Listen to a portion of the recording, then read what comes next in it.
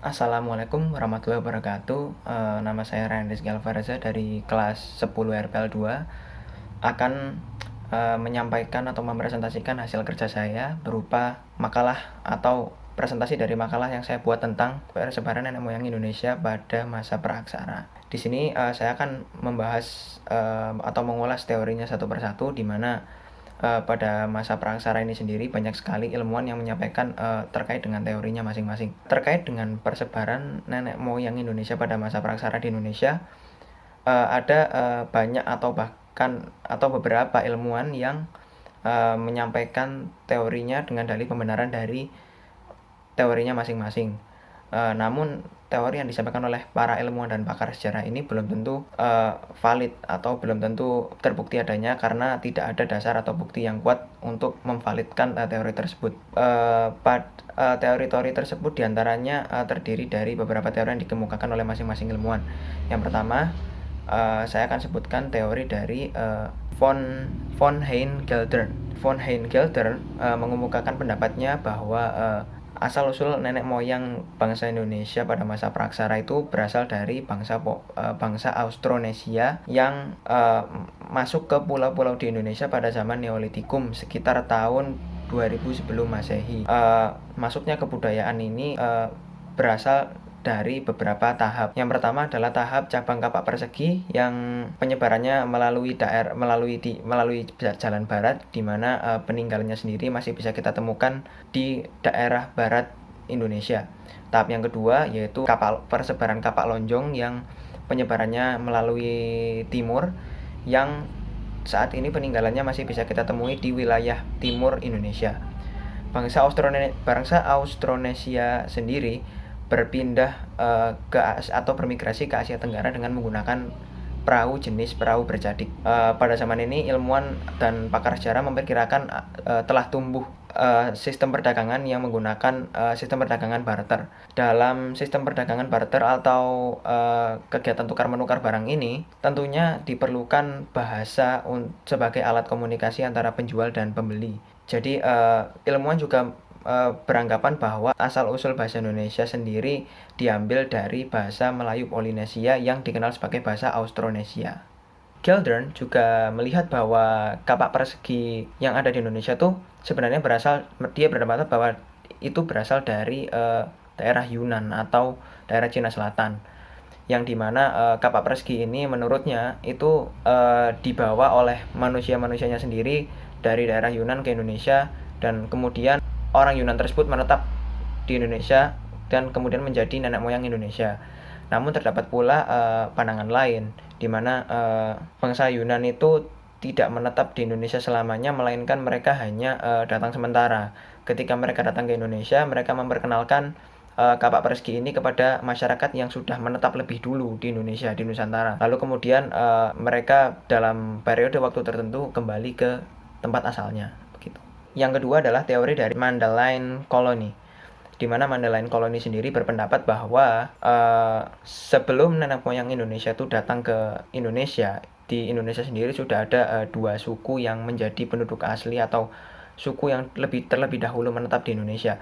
Suku tersebut bernama suku Nagrito dan suku Wedoid. Suku Nagrito dan suku Wedoid diyakini berasal dari Tongkin yang kemudian menyebar ke beberapa wilayah di Indonesia dan Nusantara, lalu ke wilayah pulau-pulau di Pasifik. Namun setelah nenek moyang bahasa Indonesia datang ke Indonesia, suku Nagrito sudah punah. Jadi yang tersisa hanyalah tinggal suku Wedoid yang sampai saat ini diyakini bahwa suku tersebut merupakan suku yang ada di daerah Sumatera, yaitu suku Siak, suku Kubu di Jambi, dan suku Kubu di Palembang. Yang ketiga, menurut teori dari Hackern dan Hein-Geldern, mereka berdua itu berpendapat bahwa sebenarnya nenek moyang bahasa Indonesia itu berasal dari Yunan atau Cina Selatan yang bermigrasi dari sana ke daerah Vietnam lalu masuk ke Indonesia begitu. Yang keempat adalah teori dari Hackern sendiri, di mana Hackern meninjau dari segi bahasa. Dari segi bahasa, Hackern menceritakan tentang fakta terdapat adanya bahasa Melayu Polinesia yang kemudian dia menggunakan metode pengelompokan terhadap pulau-pulau yang tersebar dari Madagaskar hingga ke Pulau Paskah yang terdiri dari 133 jenis bahasa. Dalam metode pengelompokan ini ternyata dia menemukan adanya beberapa pulau yang ada di daerah tersebut yang menggunakan satu bahasa rumpun, yaitu bahasa Austronesia, yang dimana bahasa ini tuh sama dengan bahasa tetap yang digunakan oleh pulau-pulau yang ada di wilayah Asia. Nah, melalui petunjuk tersebut, bahasa itu terus dicari hingga ke Selat Malaka di bagian selatan pantai Asia Tenggara, tepatnya di Indonesia. Pada awalnya, Nusantara itu adalah satu, yaitu Austronesia. Bangsa yang menggunakan bahasa pada saat itu tinggal di wilayah atau daerah utara Selat Malaka, seperti Kamboja, Myanmar, dan lain-lain. Dengan demikian, ia menyimpulkan bahwa bangsa Indonesia itu sebenarnya berasal dari wilayah Asia Tenggara, yang kemudian menyebar melalui Kamboja, lalu ke Semenanjung Malaya, kemudian masuk ke pulau-pulau bagian barat Indonesia, lalu menyebar kembali ke wilayah-wilayah lain di luar Nusantara. Seperti itu. Yang kelima adalah teori dari Muhammad Yamin. Di sini Muhammad Yamin memiliki pandangan yang justru berbeda dengan sejarawan-sejarawan dan ilmuwan yang ada pada pendapat yang telah dikemukakan sebelumnya. Muhammad Yamin berpendapat bahwa nenek moyang bangsa Indonesia itu justru berasal dari wilayah Indonesia itu sendiri. Hal ini didasarkan pada ditemukannya fosil-fosil dan artefak manusia purba atau manusia tertua di Indonesia yang sejatinya itu tidak ditemukan di wilayah lain selain di Indonesia, seperti itu. Yang keenam ada teori dari Muhammad Ali. Muhammad Ali sendiri berpendapat bahwa nenek moyang Indonesia itu pada awalnya ya memang berasal dari Yunan atau daerah Cina Selatan, tepatnya merupakan berasal dari atau keturunan bangsa Mongol. Bangsa Mongol sendiri pada zaman tersebut dia berpendapat bahwa bangsa Mongol itu terdesak oleh bangsa-bangsa yang lebih kuat darinya, sehingga memaksa bangsa Mongol untuk mengungsi atau bermigrasi ke wilayah Asia bagian selatan, tepatnya di Indonesia. Nah, yang ketujuh ada teori dari Profesor Dr. Sangkot Marzuki yang membahas atau mengemukakan teorinya berdasarkan metodologi geologi. Ia menyatakan bahwa persebaran nenek moyang Indonesia itu berasal memiliki keterkaitan dengan sejarah geologi. Jika dilihat dari sejarah geologinya, pada zaman glasial atau pada zaman es, dataran Indonesia bagian barat itu masih menyatu dengan dataran benua Asia. Yang di bagian timur, daratan Indonesia pada bagian timur itu masih menyatu dengan benua Australia, sehingga di sini terjadi persebaran dua ras, yaitu yang berasal dari Asia dan yang berasal dari Australia. Dua ras yang berasal dari benua yang berbeda ini dibagi menjadi dua, yaitu ada ras Mongoloid dan ras Australoid. Ras Mongoloid sendiri berasal dari daerah Asia Tengah atau daerah Mongol. Bangsa Mongol ini bermigrasi ke daerah Asia Tenggara seperti Vietnam, Myanmar, Laos, Kamboja, Thailand, Singapura, dan sebagainya. Itu pada saat itu mereka bermigrasi melalui jalur darat, karena pada saat itu seperti yang telah disebutkan di atas bahwa secara geologi pada zaman glasial itu bangsa Indonesia bagian barat itu masih menyatu dengan benua Asia, sehingga mereka dapat menempuh migrasi mereka itu dengan menggunakan jalur darat. Setelah mereka bermigrasi tersebut, akhirnya seiring dengan perkembangan zaman terbentuklah gugusan pulau yang terdiri dari berbagai macam pulau yang memisahkan Indonesia dengan benua Asia yang disebut sebagai paparan Sunda, yang saat ini terbagi menjadi Sumatera, Kalimantan, dan Pulau Jawa. Yang kedua ada ras Australoid. Ras Australoid sendiri merupakan ras yang berasal dari benua Australia yang pada zaman glasial, karena bangsa Indonesia itu menyatu datarannya dengan benua Asia, maka mereka bermigrasi melalui jalur darat dari Australia menuju ke wilayah timur Indonesia, khususnya di wilayah Papua dan Maluku.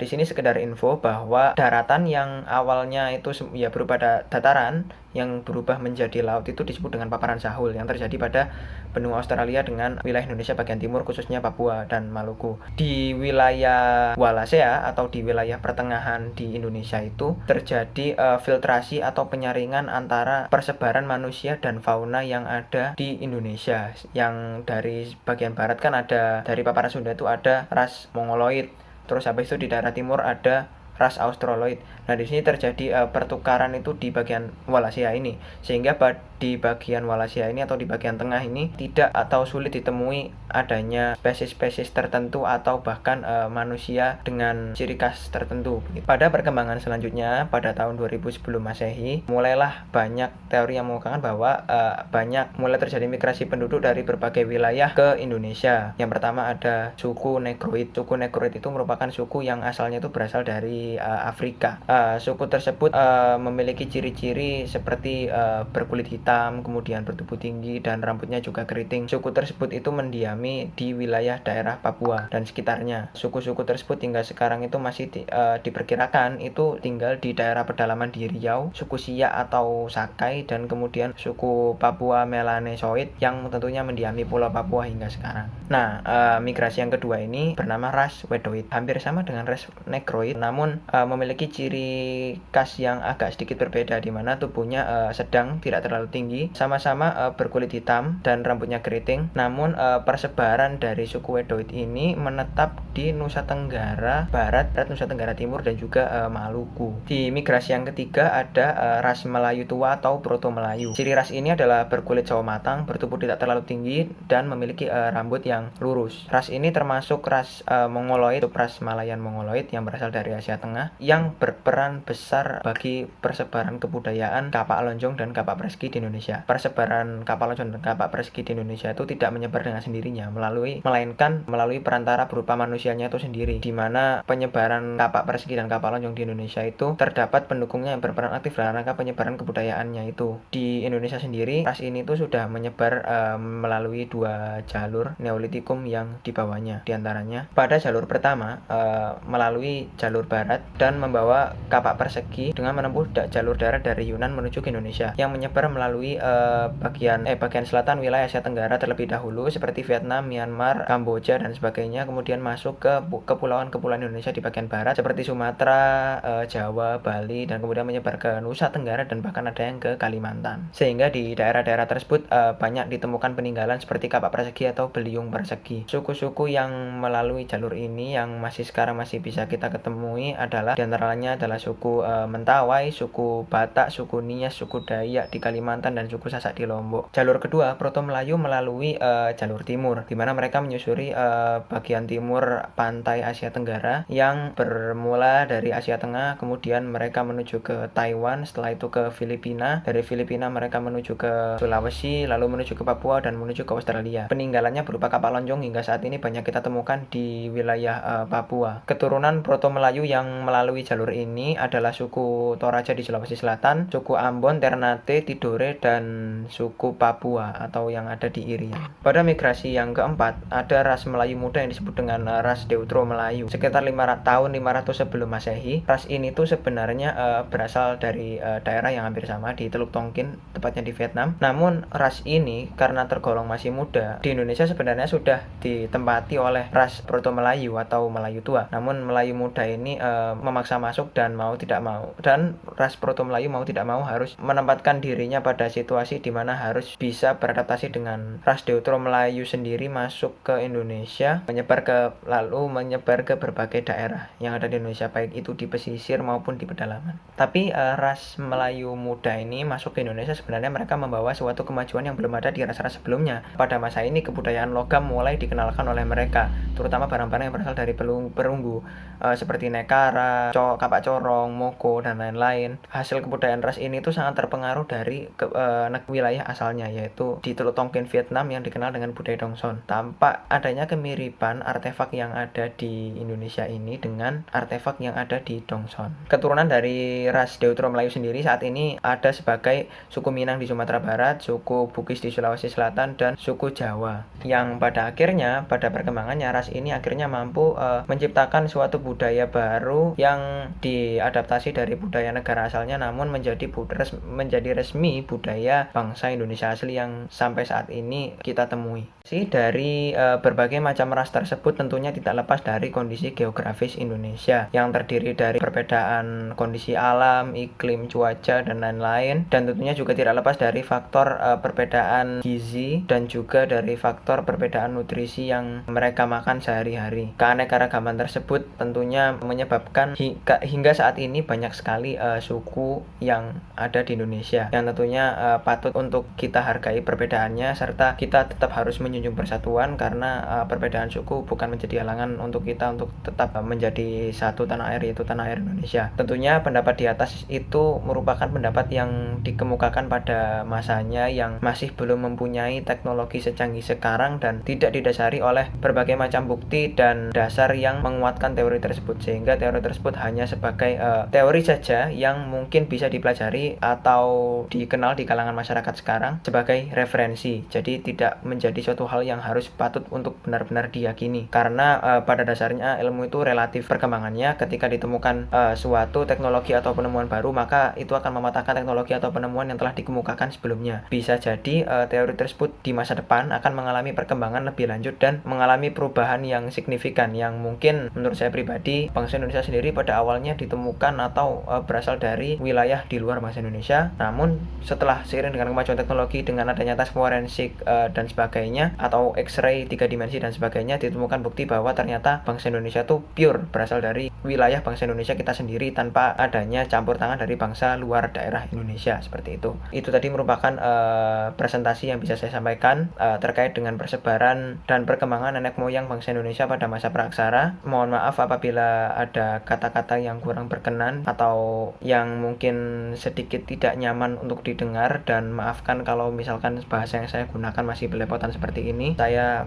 Randy Skalvareza, mohon maaf sebesar-besarnya atas kesalahan yang mungkin tidak sengaja saya buat. Sekian dari saya, presentasi ini saya akhiri. Assalamualaikum warahmatullahi wabarakatuh.